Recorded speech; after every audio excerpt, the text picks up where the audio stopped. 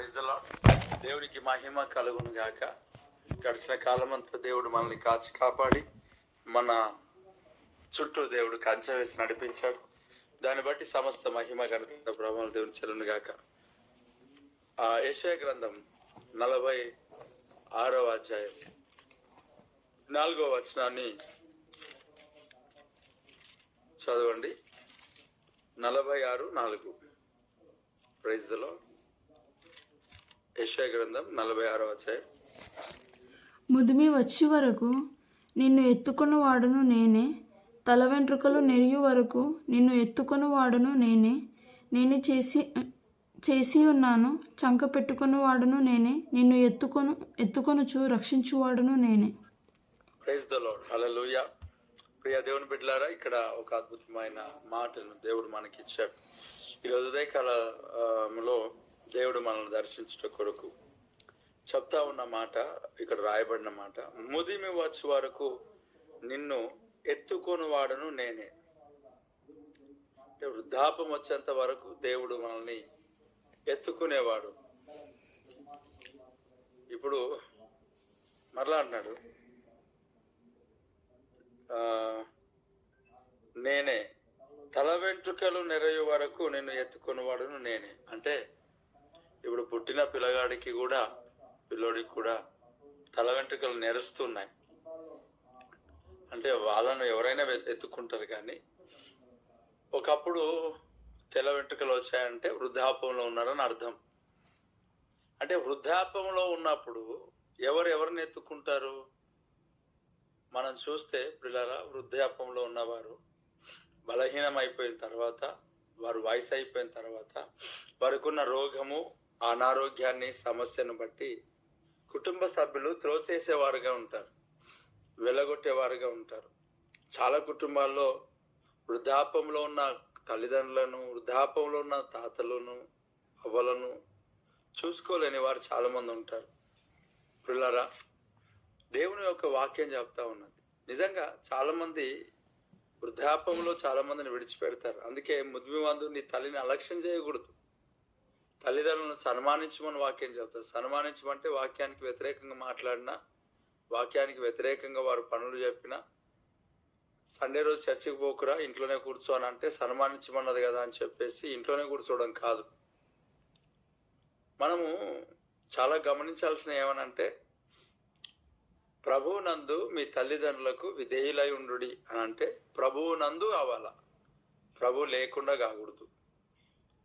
వాళ్ళు quarter bottle తెమ్మనంటే మనం water bottle తెచ్చేయాలా? Quarter bottle తీసుకురమ్మన్నారు అనుకోండి, అది ప్రభువు నందు కాదు కదా. అయితే ముదిమి అందు నీ తల్లిదండ్రులను అలక్ష్యం చేయొద్దు అంటది వాక్యం. చాలా మంది తల్లిదండ్రులను వృద్ధాపంలో విడిచిపెడుతున్న వారు ఉన్నారు. అందుకే ఓల్డ్ ఏజ్ హోమ్స్ అనేటివి వచ్చేసినాయి. చాలా మంది ఓల్డ్ ఏజ్ హోమ్స్ లో ఉంటున్నారు. ఎందుకొరకు అని అంటే ఇంకా చూసుకోలే వారు లేరు కదా. అయితే మనము జాబ్ లేదు, గవర్నమెంట్ జాబ్ లేదు. గవర్నమెంట్ జాబ్ ఉంటేనన్నా కొడుకులు కుమారులు చూసుకుంటారు. కొంతమంది వృద్ధులు ఉంటారు కదా, వాళ్ళు ఒక చాలా టెక్నికల్ అనమాట. పూర్తిగా మనుషులు అంటే స్వార్థం, అలాగే ఎవరిది వాళ్ళు చూసుకోవటం, పరిస్థితులను బట్టి అలా జ్ఞానంగా ఉండటం కూడా మంచిదే కదా. చాలా మంది నోట్ల నుంచి నేను విన్నాను ఏమనంటే, ఇది ఈ పొలము లేక ఇల్లు నా పేరు మీద ఉంటుంది, మిగతా అంతా పెద్ద బాబు పైన 5 ఎకరాలు, చిన్న బాబు పైన 5 ఎకరాలు, పాప పైన ఇంత, వారి పైన ఇంత, వీరి పైన ఇంత, నాకు నా భర్త లేక నా భార్య పైన ఒక 2 ఎకరాలు ఉంటుంది సార్.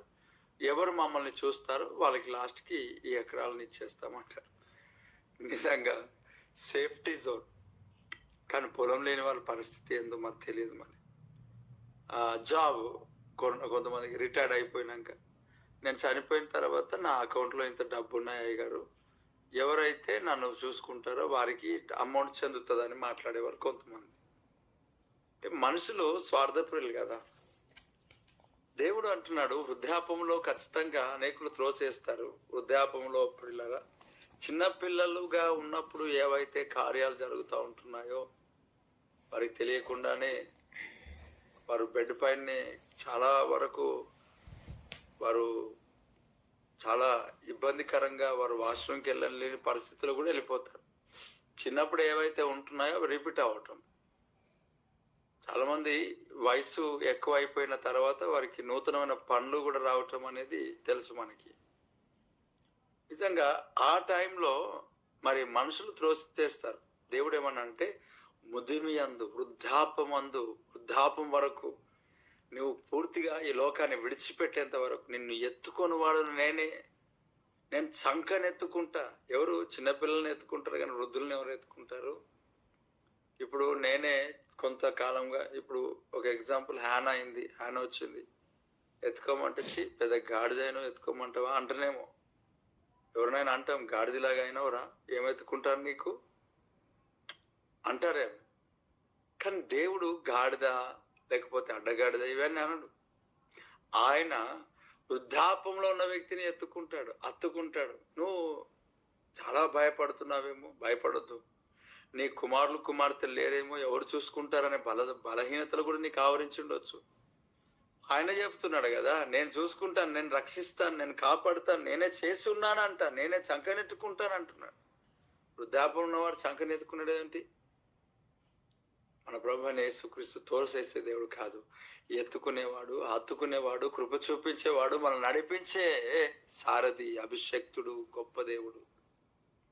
విడిచిపెట్టే దేవుడు కాదు, విలువని దేవుడు, ఎడబాయిని దేవుడు, వృద్ధాపంలో కూడా నిన్ను త్రోసేసేని దేవుడు. ఉదయకాల సమయంలో ప్రభువు నీకు తోడుగా ఉన్నాడు. Praise the lord. వృద్ధాపంలో కూడా భయపడకు, బాధపడకు, కన్నీరు గార్చొద్దు. దేవుడే నేను చూసుకుంటాడు, బాధపడొద్దు. ప్రార్థనలో మనం వెళ్దాం. ఈ వాక్యం దేవుడు ప్రతి బిడ్డ జీవితంలో ఫలభరితముగా మార్చును గాక. ఆమేన్.